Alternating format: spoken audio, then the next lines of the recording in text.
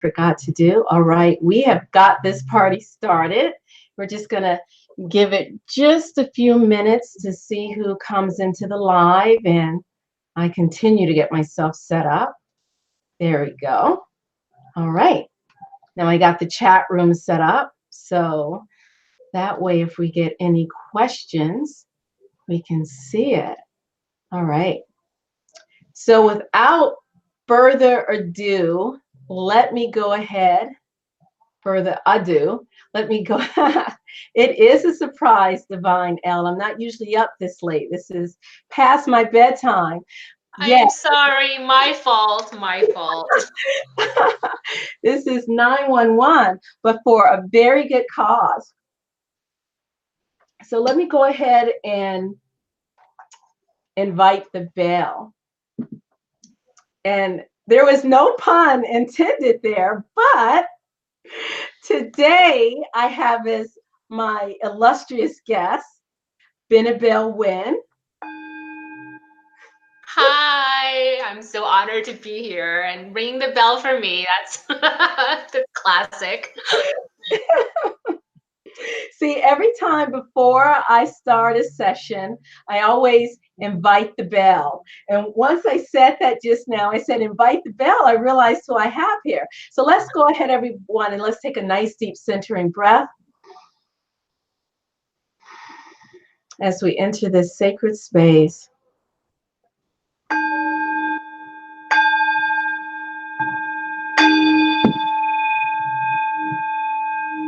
So thank you.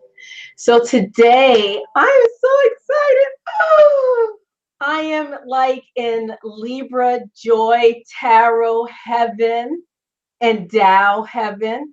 Anyone who has spent any time on my channel knows that I enjoy sharing readings from the Tao Te Ching, from the Yi Ching, and constantly using my translation of the I Ching, which is by Benebell Wen. And today we have our special guest, Benebell Wen, on. Benebell, go ahead and say hi to everyone, I guess, yet Hi, again. I'm so happy to be here. I watch your channel whenever I can. I'm always having it. Oh, I'm listening to it while I drive to and from work. So oh, I'm a huge fan. oh, that really touches my soul. I had no idea. Oh my God, now I'm going to be like really nervous. I'm just kidding. I'm just kidding. But that's great. So anyone who's spent any time in the channel knows that I absolutely adore the works of Benebell Wen. She is the writer and author of Holistic Tarot. Let's see what else. She is also the author of The Tao of Craft. Okay.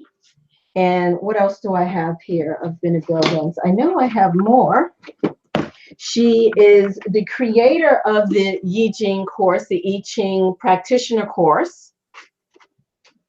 And she is the creator of the Chinese Oracle script divination cards, which I couldn't find my deck, but this is my little booklet that I have printed out on parchment paper because I'm crazy, old-fashioned, something like that. So that's why I'm also excited that your new tarot deck, the second edition of Spirit Keepers, will be on parchment style paper.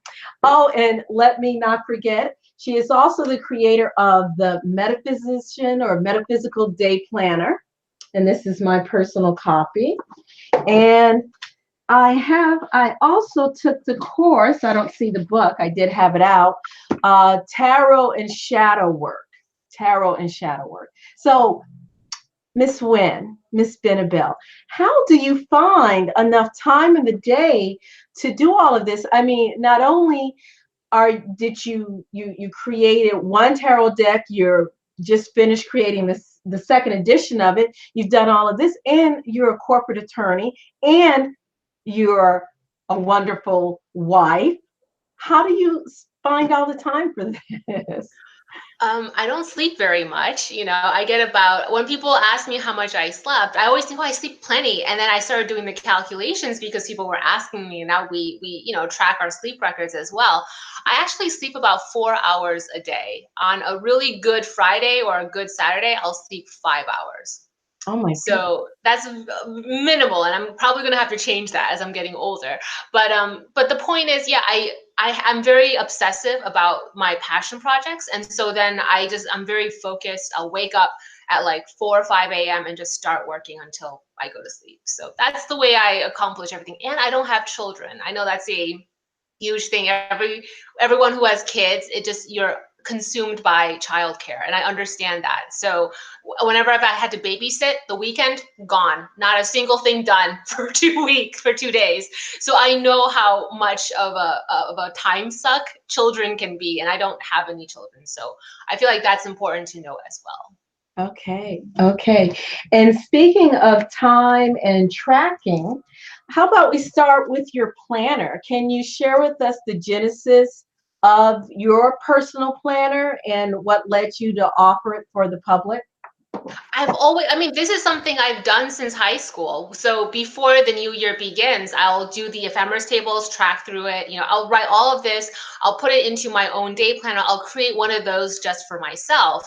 And then what's really interesting actually is, I think it was a couple years ago, I finished it, and just by some spark, I decided to ask my husband, James. I was like, I was actually about to put it for free. I don't know if I should say this out loud, but I was about to put it out for free as a free download. And then I showed James, and then James was like, why don't you sell it? I'm like, no one's gonna buy it. It's just a PDF. I can't give people a hard copy. It's just like a freaking PDF. He's like, just sell it, see what happens. And I'm like, okay. And so I sold the PDF. That's literally how it happened. I shouldn't have said that. That, well, I'm glad that you did say that, because even though you do have this planner for sale, and rightfully so, because there is a lot of hard work in this planner. I mean, I can't even begin.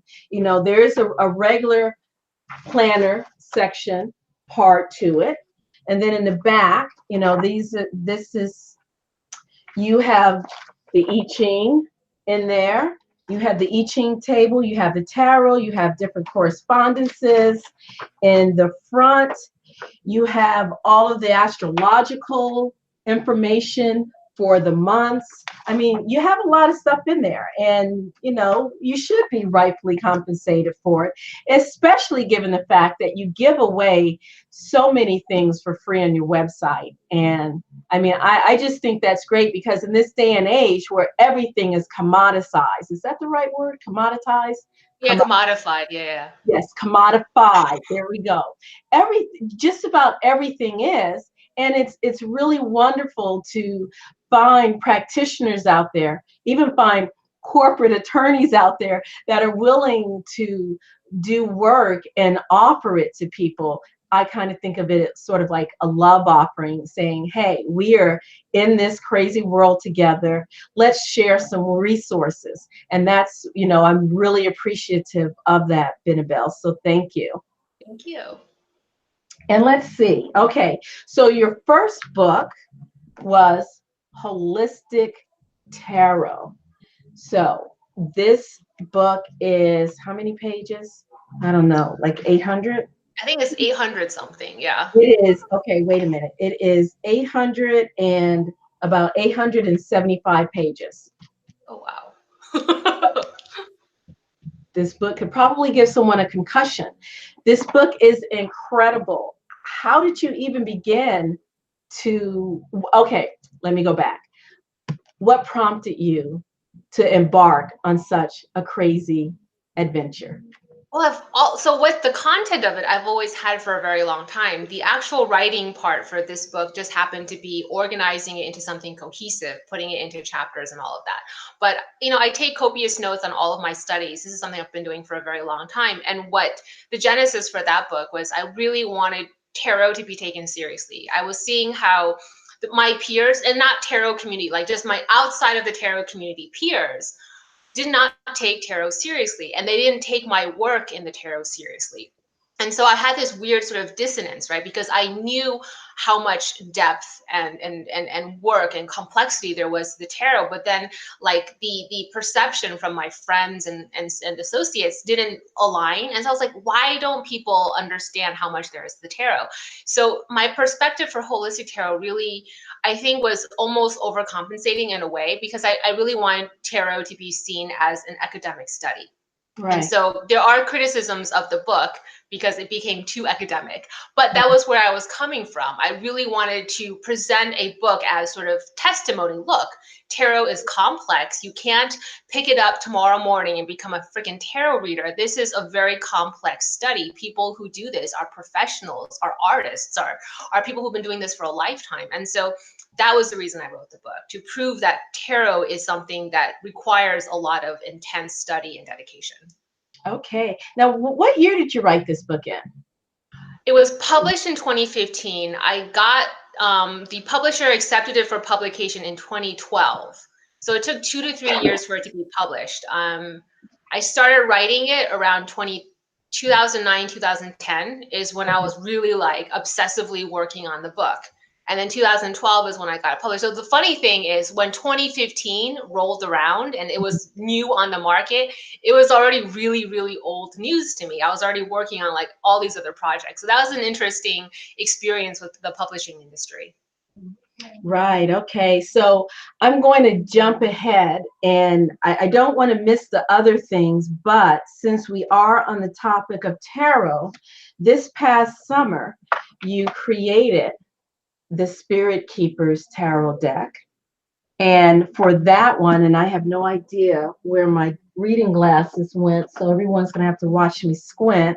For this one, we're looking at over 400 plus pages, much more than that, over 400 plus pages. And I remember being on Facebook and you saying something about you were creating a tarot deck for your own personal spiritual journey, and you began sharing the images with everyone. And I'm like, oh my God, I want that deck.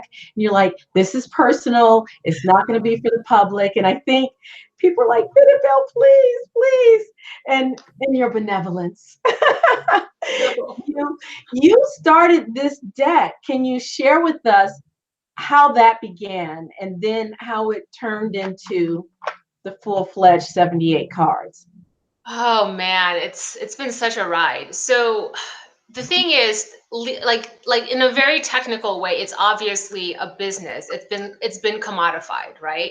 And so I'm expected to treat it like a business. I'm expected to be professional. But the problem is there's a huge like dissonance where it's like my baby, it's something really personal. And I Right. just cannot be professional about it. I just really have not been able to do that. And so I find that it's like if someone calls your child ugly, like it's unprofessional, but then like the ugly side of you comes out if someone attacks your children, right? And Right. so I found that I was acting like that, and then there was a disconnect because everybody else, including my husband, was like, oh, it's just a tarot deck, or it's just people, it's just the internet, it's just like, why are you being such an insane person about it? And it's because it really wasn't something where I started it thinking I was going to sell it. And Right. so I started it as something super personal. Every aspect of it was go big or go home. And so it was so personal to me. It was incredibly vulnerable.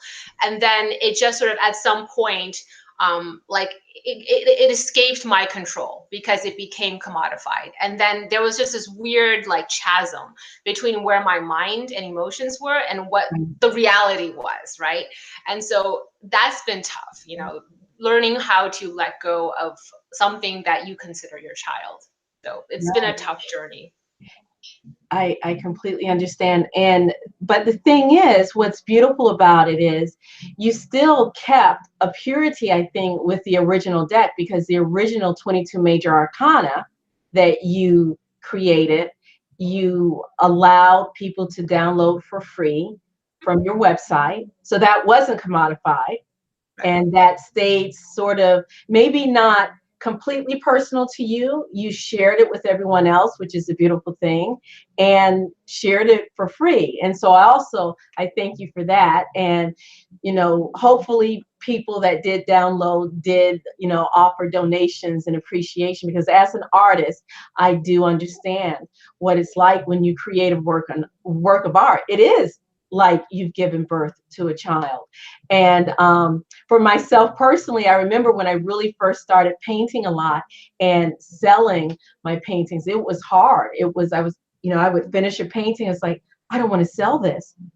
I don't want to sell this one. I was like, but I have to make money. And then eventually I had to okay, I sold it. And then years later, I'm thinking, I wonder where that one is. I miss it. Okay, so with the Spirit Keepers tarot deck, can you the 78, or wait a minute, it's 80 cards, right? 80 cards that you created. Can you give us a little bit of a synopsis of this deck? Synopsis of the deck. Well, I like to use, I'm a Rider-Waite-Smith reader sort of predominantly, but I really enjoy Crowley's thought as well. So I was trying to figure out how to reconcile the two. And so a lot of tarot readers, there's sort of this this concept that, oh, you can't reconcile the Rider-Waite-Smith and the Thoth, especially given the history between Crowley and Waite. And so I was like, well, I'm going to do it. So that was a fun challenge to do, right? Because there's this given that you can't reconcile. So therefore I had to find a way to reconcile it. And so then that sort of took me down this path of trying to find a common denominator when it comes to religious beliefs, And so I was trying to operate at sort of this intersection between all the different cultural and religious ideas that I'd sort of been studying and been exposed to. So the tarot deck really was about encoding it with the symbolism of an idea of a universal religion. And that was what I was working with, to be able to create something, to bring into a physical form, something that can connect anybody to these spirit realms, So I wanted to basically create something that would be able to easily give access to the spirit realms. But that might be getting a little too crazy. I think it's wonderful. And I believe, wasn't it the Zoroastrian religion that you were sort of inspired by?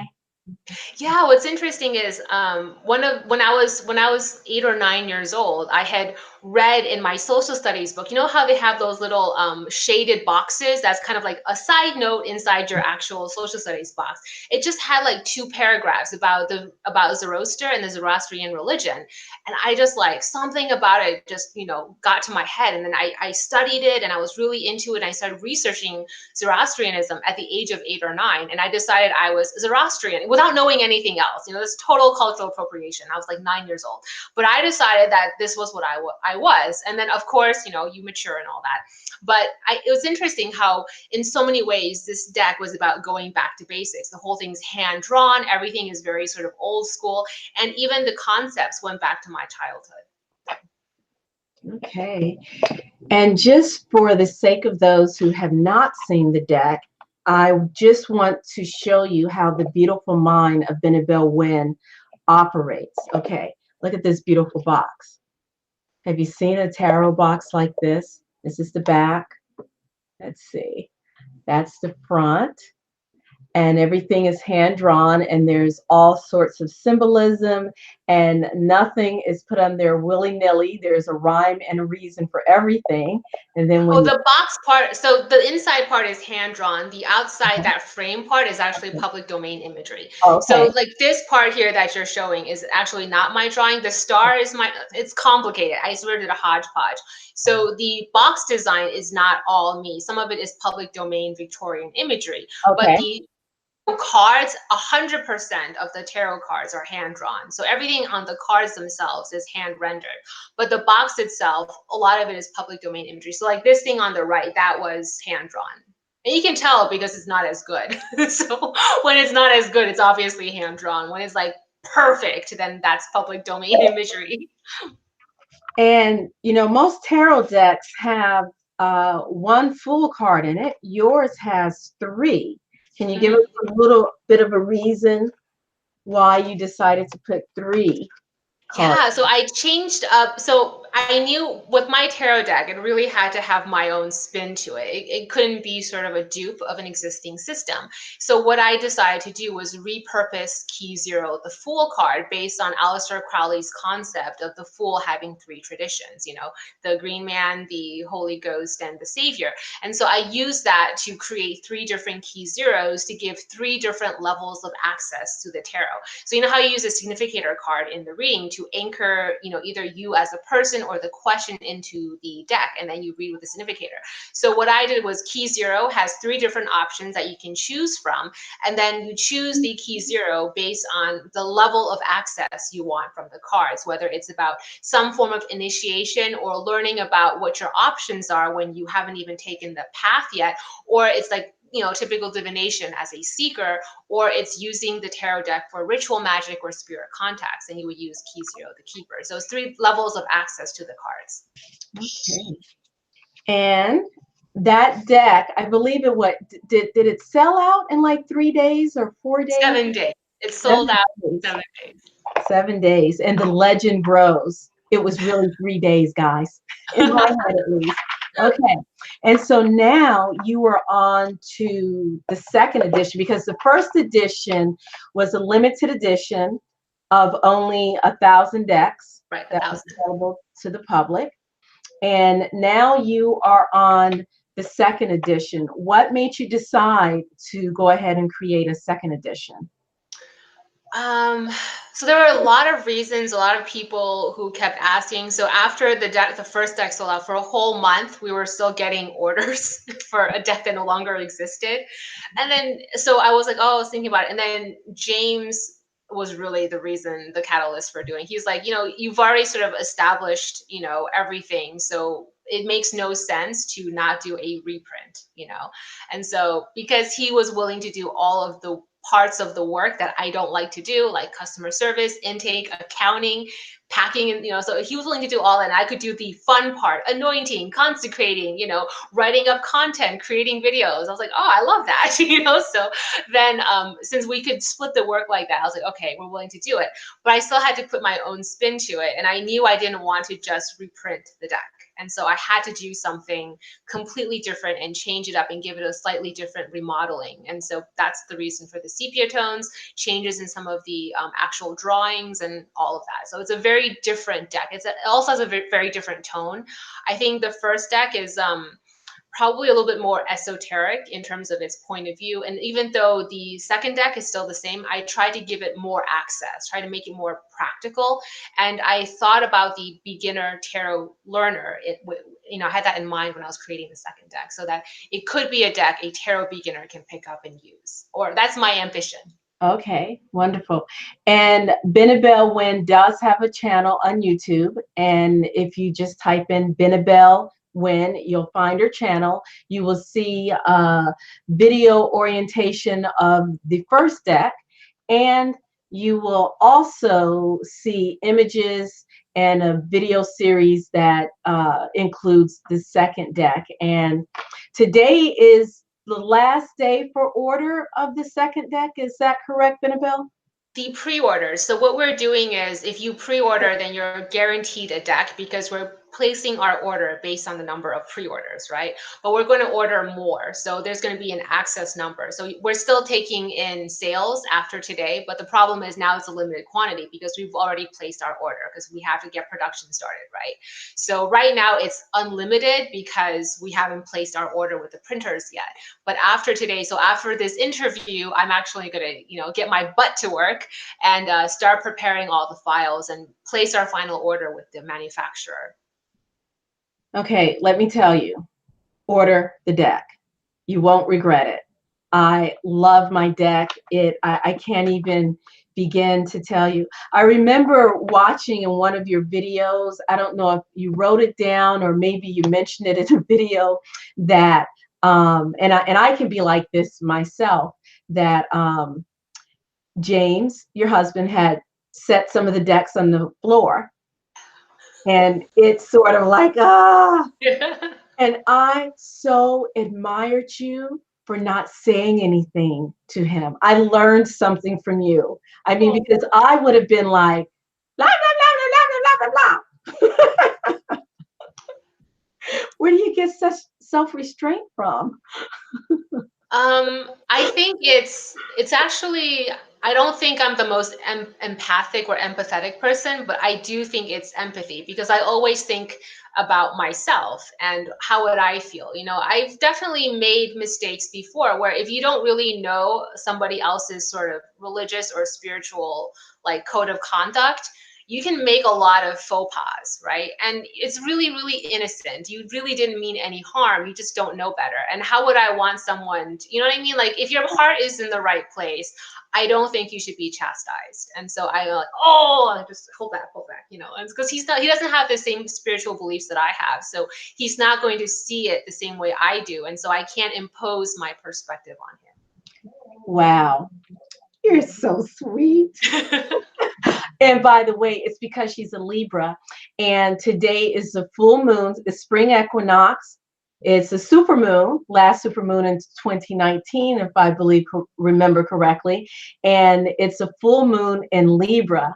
And you have right here two of the best Libra women on YouTube. So Exactly. we're gracing you guys with our presence. Right. Yeah. Okay.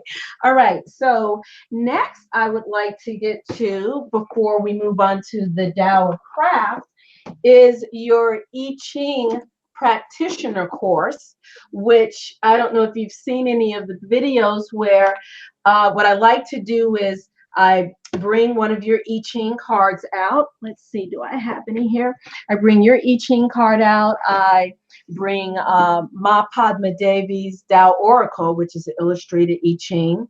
Yeah. And Beautiful deck. I did take your advice, and I absolutely love it. I got a copy of Kersung Hong's I Ching, as well as Brian Brown Walker's. And I remember one time when I did a reading from Brian Brown Walker's, just reading it.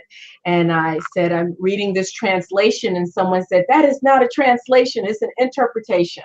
Yeah. Well, once I read Kersung Hong's direct literal translation, I realized every translation of the I Ching is an interpretation Yes, in a way. exactly.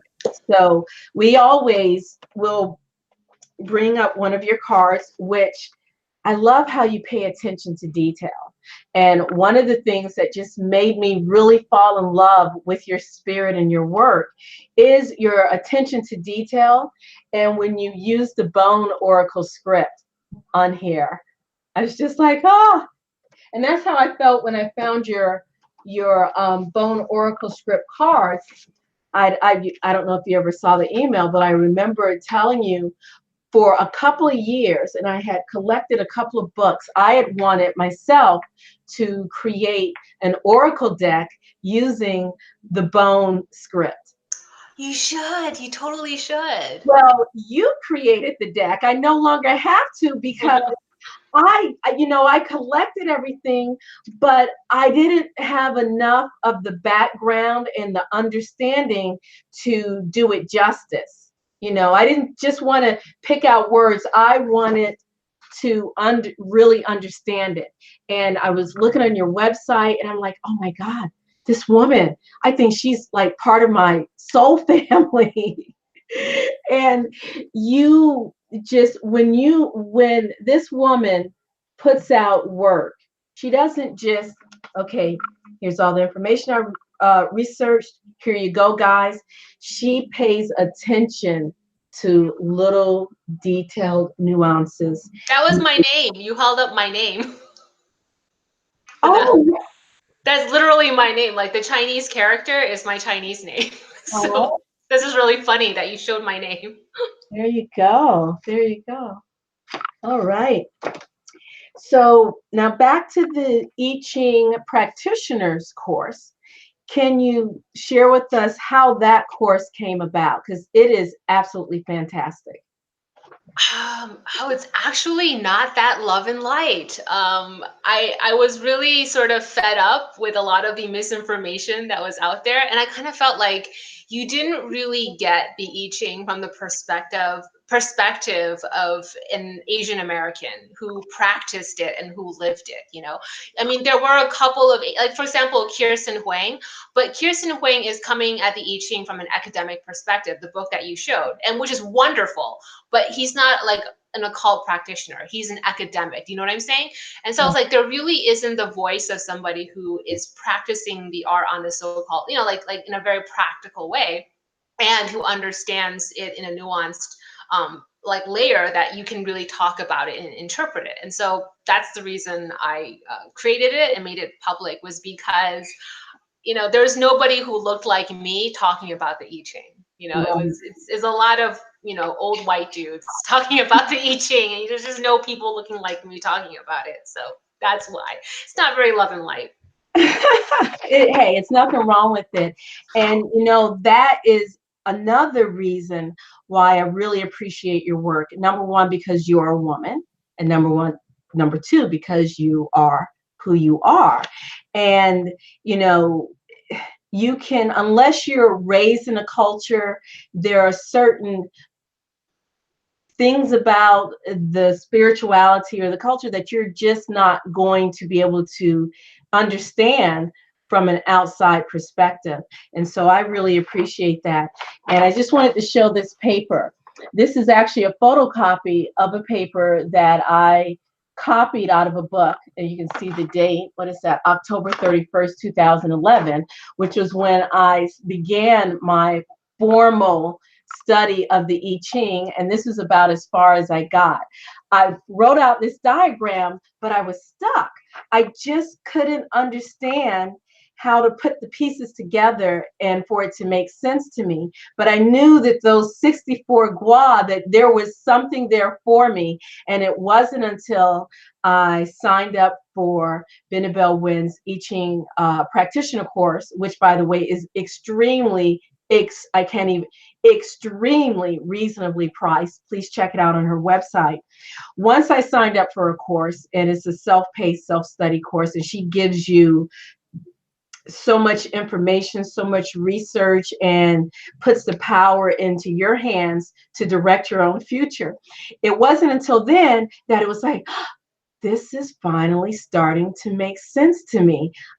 I can grasp this. I can understand it. And I truly believe it's because you, being who you are and raised by the people you were raised by and in the culture you were raised in, is why I've been able to grasp it. And I am so much in debt to you because I love the I Ching. When was it? Yeah, 2007.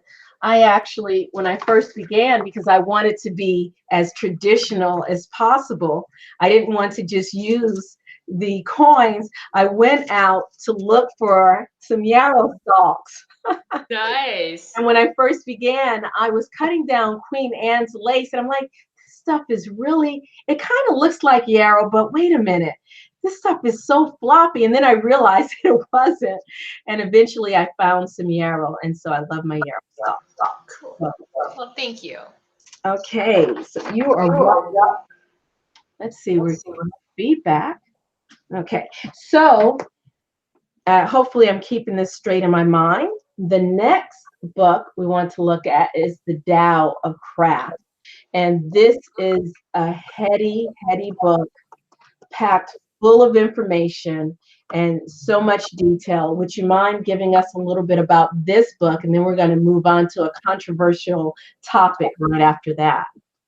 The book itself is about sigil crafting, but I found that to really give the subject matter of food talismans and sigil crafting its justice, there's a lot of backstory you have to talk about. So it's a lot about sort of Taoist philosophy and the cosmology of the I Ching, because you need to sort of have that baseline knowledge before you can really start crafting food talismans. This is something that, so my mom comes from the perspective of, you know how we talk about tarot being like, some are intuitive tarot readers and other people are more technical readers. So my mom is very folksy. It's very intuitive to her. Everything is, she flies by the seat of her pants when she does craft. She's not the type to think about correspondences or like, she's just very like your typical homey, folksy type of practitioner, you know? And so I think growing up, I've always kind of like looked down on that, you know, and so I prefer sort of the very ceremonial aspect of occult, and I gravitate toward Western mystery traditions and studying the tarot and like the things like that, right? And so I didn't respect what she did. And I think this book was my homage to what my mom practices, because I found that even though she couldn't articulate the history and the heritage of what she was doing, the symbolism and the layers of meaning goes so deep and it goes so far back in my DNA as a Chinese person that I couldn't believe this wasn't sort of documented, you know? And so I really wanted to put it down in paper in academic terms while my mother was still alive, so I could really incorporate her folksy, you know, street level practice perspective of what I was talking about. So it wasn't just this lofty academic treatise, it was something rooted in actual practice. And that's the reason I wrote it and published it when I did. Okay, all right. So I would like to move from the Tao of craft to a very interesting topic that is floating around everywhere, cultural appropriation. So when you write a book like this, I would probably say that the majority of people who have probably purchased it are not of Asian descent, not of Chinese American or Chinese descent.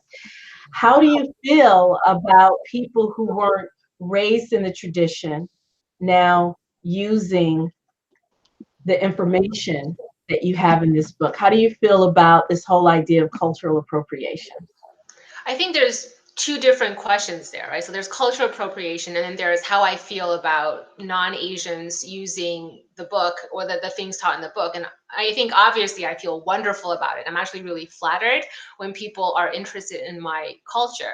Because I think growing up, one of the, it's weird, right? It's this weird paradox, because the reason people of color have like this umbrage around cultural appropriation is because the things that are getting appropriated for the entirety of our young childhood, it's things that we were mocked for, you know, things that were denigrated for. And now suddenly it's cool when you do it, but then it's not cool. So that's where the whole umbrage of cultural appropriation even comes from. So the paradox is now people are really interested in something that is so close to who I am that people for the longest time thought was stupid.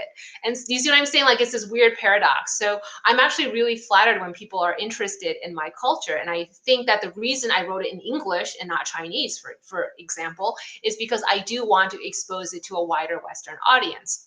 As for cultural appropriation, I think that's such a complex issue, you know? Like, there's so many things wrapped up around it, and every side is correct. You know what I mean? Like, I think as a person of color, I can absolutely see where like a little bit of that shadow comes in, where sometimes when you see people like interpret or use your culture in a way that's not aligned with what you know and what your mother knows, what your grandmother knows, and what your society knows, it can kind of sting somewhere deep down. Do you know what I mean?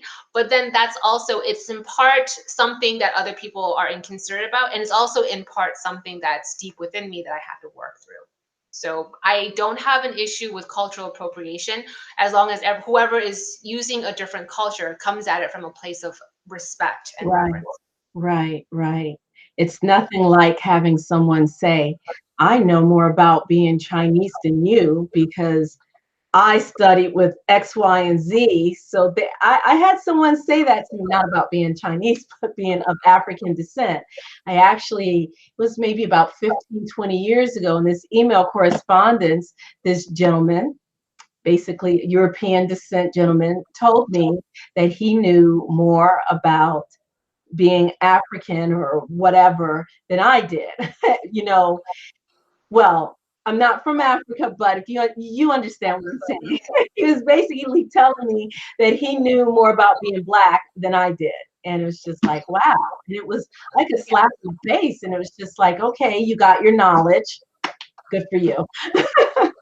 I get that all the time too. There's a lot of and it just is weird. It just seems like it's always a white male. I don't really have that many white women coming to me for some reason. It's always a white guy who's like, oh, I know, I studied this, or I've been doing this for this long, or I lived in China for half a year, and therefore I know more about the I Ching, or I know more about Taoist magic than you do, and therefore, and they love that. Well, actually, so I get that a lot too.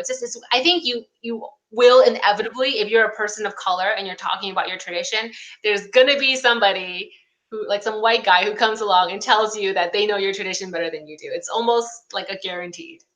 It's just like, do people not think what's coming out of their mouth before they say it? I have no idea.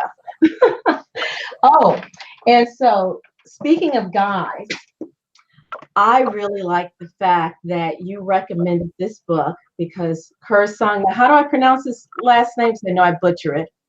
Well, okay, it's Huang, but I just say Huang. I say Huang. I mean, I'm speaking English. So I just say Kirsten Huang, but technically it's Huang. Okay, so Kursong Huang is a theoretical physicist, Yeah. and my son Jordan is getting his PhD in quantum physics at University of Chicago. So I am definitely going to get him a copy of this book as inspiration. And yeah, so this is pretty cool. Pretty cool. Pretty cool.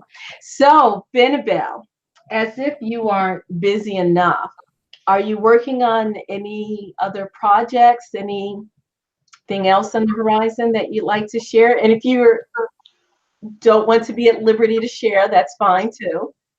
So many. So I have a bunch of books that are like half baked, like I Uh-huh. have like a feng shui book. I have the astrology book that's now 3 volumes. There's a whole bunch of things that any one of them could take to the finish line. And so the I Ching translation, the course, right? The reason I didn't publish it as a book was actually because of something Confucius said. Confucius said that you don't really know the I Ching until you're 40. And so I'm almost there. I'm very, very close. Not going to tell you how close, but I'm very, very close. But the reason I was like, oh, I don't really want to like publish anything on the I Ching and put myself out there talking about the I Ching in a very public way until I hit 40, because I think Confucius might be onto something. So that's why I'm holding off on that. The project closest to my heart is actually a novel that I've been working on for a very long time. So I'm working on a fiction piece, but it's a fiction piece that really does sort of incorporate a lot of my sort of occult, philosophies. It's not an occult book, but it has a lot of sort of the fundamental spiritual tenets that I hold dear to me that's incorporated into the book. So I'm hoping to take that to the finish line at some point. Okay, very cool, very cool. And I want to just check the chat room, see if anyone has any questions. Let me see if I can bring that down. So we have Jackie. Jackie is actually a local friend of mine. When we were ordering the planner, she had posted on some group on Facebook looking for a planner for people who are into the craft. And I was like, Jackie, I have one for you, Benebell Wen. And Jackie, let's see, I think she mentioned on here that she loves your planner and just Thank said, you, thank Jackie. you. Yeah, she says, love my planner, Benebell.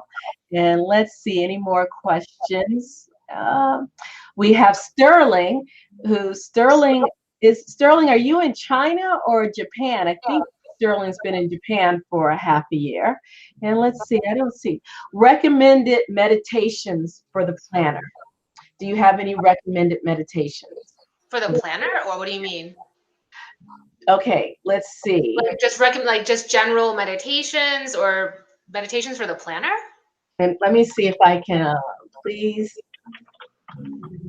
because I know we're running like maybe 30 seconds into the Oh, picture. because I mean, yeah, for the planner, I don't know what the question is, but like in terms of sort of general meditations, I think the only thing I would say is for me, incorporating religion into meditation or having some focal point that's much higher and beyond you helps a lot. So I have, my faith, and I always use a mantra that's an invocation of the, divinities that I work with. And I find that really grounds me. And it's sort of a one side, like it really is all purpose. Like it grounds, it shields, it calms, it centers, it amplifies. And so I think it's not because of the specific divinity that I've chosen to work with. It's the concept of connecting to a higher power. You see what I'm saying? So I feel like if you want to work with meditation, the first thing to do is figure out what sort of like manifestation of divinity speaks closest to who you are, that you can really sort of align very directly with, and then work with invocations that are all about focusing on connecting to that divinity. Because it's kind of like when you reach out for that vibration, you can't help but to raise your own vibration. And so you're sort of raising your own powers without even knowing that you're doing that. And when you amplify that personal power, just everything else falls into place. You're just sort of like, you're your own superhero. You're operating at that superhero level just for yourself. So that's my, recommendation is to, I know a lot of people talk about secular meditation. I prefer a religious one, but which religion is up to you. You just have to figure out the divinity that works for you, and always connect higher and connect to that divinity, and do a repetitive invocation to that divinity to raise your light. That's what I would recommend. Very good, very good. Speaking of divinity, and I don't know if you know this or not, Benebell, but I just wanted to share it with you since I have you here. Another thing, I probably sent you like 3, 4 emails telling you how much I appreciate your work. And one of the reasons why is because of your, I don't know if veneration is the right word, or I'm not sure what the right word is for, but Amida Buddha and Kuan Yin are my heart. I have Amida Buddhas and Kuan Yins all over my apartment. That's And so crazy. yeah, so when I see a lot of your work, you know, brings a mention to them, it's just like, she's my soul sister. You know So, what's weird is actually combining Amitofo, the Amitabha Buddha, and Kuan Yin. That combination is actually not traditional. So, right, so it's right. really weird that you connect, because it's very untraditional, but it's just something that's in my family that I do, and I just really gravitate towards. So that's so cool that it's weird, right? That's just a weird synchronicity. Well, the thing is, 8 years ago, I studied with my teacher, Reverend Koyo Kabuse, who is Japanese American and became a Buddhist lay minister, non-sectarian. And I think the Kuan Yin part came in through me being a Reiki practitioner. And yes, I've seen your Reiki video, so we won't go there. That's okay. That's where that came in, and also reinforced. I don't know if you've heard of the Japanese organization called Shumei. They do Jo-Rei healing. Oh yeah, yeah, yeah. Right. So there's also that connection with Kanan or Kuan Yin or Avalokiteshvara. So yeah, so that is why I love you so much, Benebell. Your work has been monumental in helping me in my own spiritual practice, which is admittedly sort of like a hodgepodge of things that come together, but it's very personal, and it works for me, if you can understand that. I actually prefer that. I feel like a lot of times, if we, first of all, everybody cherry picks already. So for a lot of people who say I'm only, and then they say one religion, the reality is a lot of the things they actually believe in probably don't align with the establishment of that religious dogma. So it's really weird. It's just, I think when you say you're eclectic, you're just being a little bit more sincere. You know what I mean? Because I think we're all kind of eclectic. We all kind of cherry pick, but I actually think we should. I think you need to kind of see what works for you, and put together something that raises your own personal concept of you and of divinity. So I prefer people who sort of are more eclectic and can see the value in cultures very different from your own. When people are very homogenous and stick to their own culture, I think they're afraid of diversifying. And you know what I mean? I just think it's a lot cooler when people look beyond boundaries to find what works for them and to find higher truth. Right. So let's see. Jackie has one last question. She said, can you use the planner pages as a focus in the meditation? Oh, yeah, of course, for sure. I think meditation is all about finding some anchor point to focus on, and so what that is will be different for every single person. And so if an image or some kind of iconography, and if that happens to be something, one of the divinity pages in the Metaphysician's Day Planner, they can absolutely be used for that.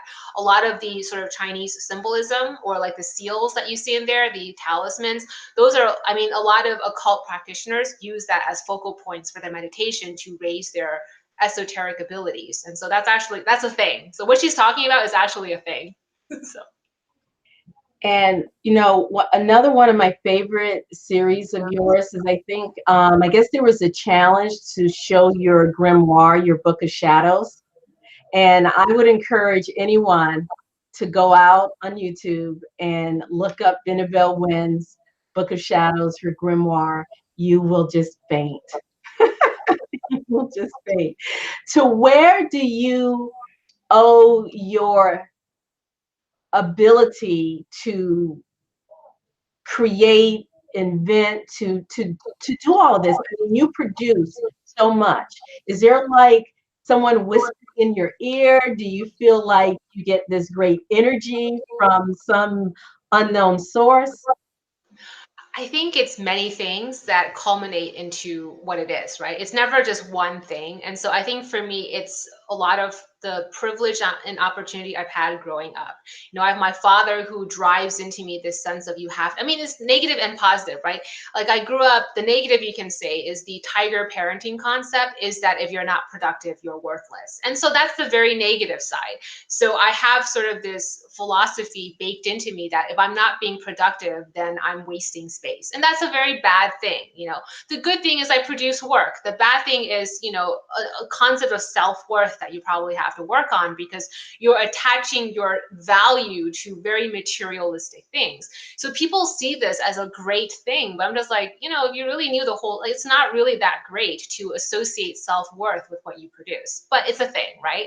And so the other side is, I think, having my family background ever since I was little, there's this idea of listening to like the spirit murmurs all around you, and understanding the palpitations of the other side that are around you, and trusting it, right? And knowing what to pay attention to and what to block out in terms of the spirit world. And if you know from a young age how to shield yourself from like the more negative malefic spirits and and connect to the beneficent spirits, like the parts in the material human world is cake compared to that, right? And so I think I've had that since I was little. So I always know what to pay attention to. So a lot of times the problem people have is listening to your own intuition. You're like, oh, I really want to do this one passion project with this creativity thing, but you're inundated with so much self-doubt that you're like, oh, maybe that's not for me. Maybe it won't be good. And so you don't even listen to your own, your own intuition. So for me, so the good thing is I've never had that problem. I almost very, very sort of egotistical. If I came up with the idea, it's going to be great, And so I very quickly waste no time to pursue my passions. I don't take, 3 years to dilly dally, wondering if I'm good enough, So that's the difference. Thank you. And you really inspire me with that as well. And I just want to say, and I'm pretty sure that I speak for Benebell as well, that neither Benebell nor myself believe that all white guys are know-it-alls. Yes. Oh my God. Yes. Thank you. Yes. Yes. For sure. For sure.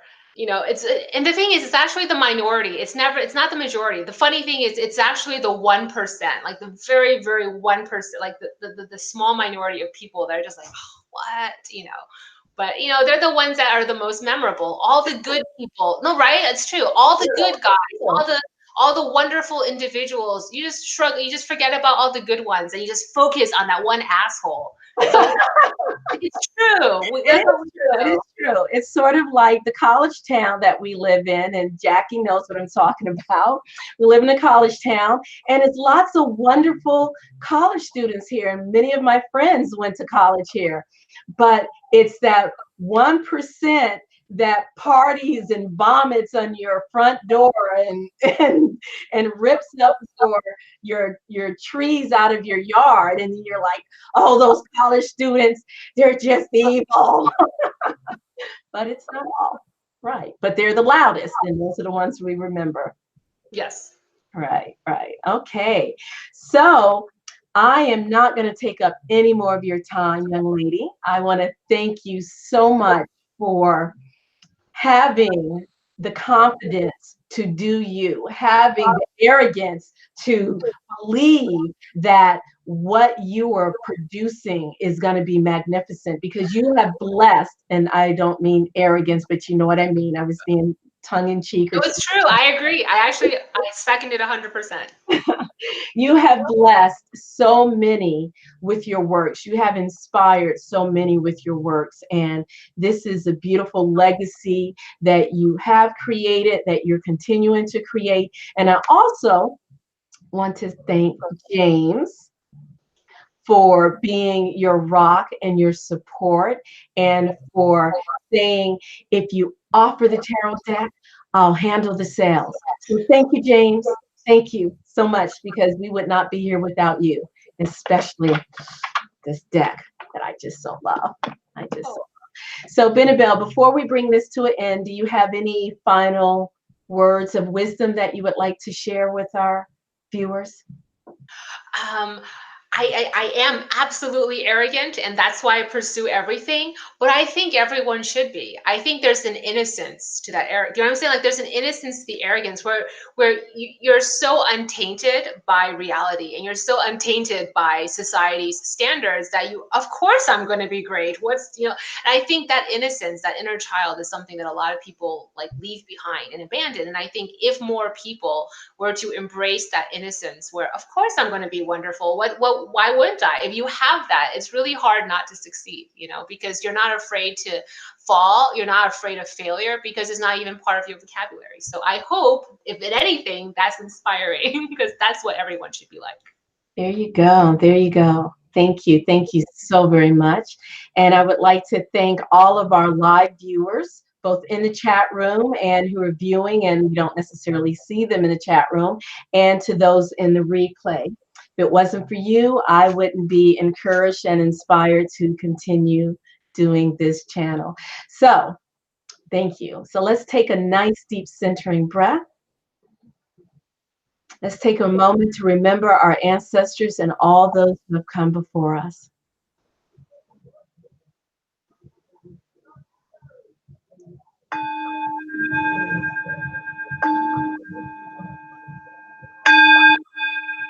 I'm Tamara Dina, Priestess Heart. Thank you guys. And until next time, keep going. I wish you peace and great bliss.